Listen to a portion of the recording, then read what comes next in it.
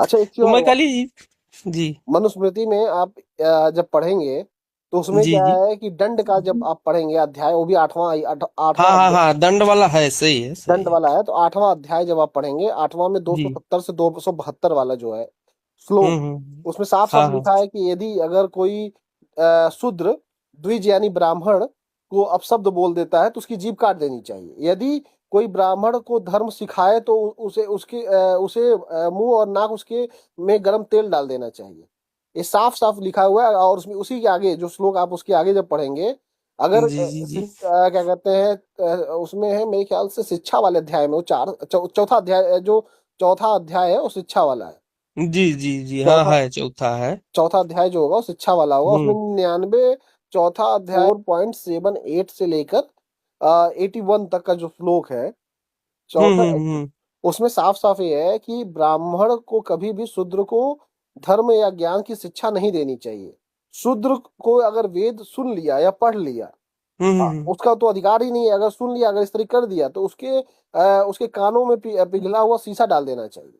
आप ठीक है, जैसे मैं वो ठीक है, ये बात सही है, अगर लिखा है तो मैंने वहां तक पढ़ा नहीं है तो मैं बता नहीं पा रहा। नहीं, तो आप उसको देख लीजिएगा, उसमें साफ साफ है। और आप सोचिए कि अगर कोई पढ़ ले लिख ले, नहीं कोई नहीं, इसको वो सुन तो ले, गलत है, किसी को भी आप प्रताड़ित या ऐसे आप कह भी नहीं सकते। अब वही चीज। करने वाली तो बात अलग है, क्योंकि एक्चुअली में जीव जीव होता है, मानव बिल्कुल बिल्कुल मानव है, कोई बिल्कुल भी बिल्कुल जीव जीव है। बिल्कुल बिल्कुल। उसमें उसको आप प्रताड़ना नहीं दे सकते। अगर लेकिन फिर भी, लेकिन आपको एक चीज का डाउट नहीं होता कि रविदास जी के साथ अगर ऐसा था तो रविदास जी के साथ होना चाहिए था ऐसा? रविदास जी का क्या है काल समय? नहीं, अब वो काल समय मुझे याद नहीं, देखिए मैं जो साफ आप मैं, पढ़िएगा, उनका काल समय क्या था।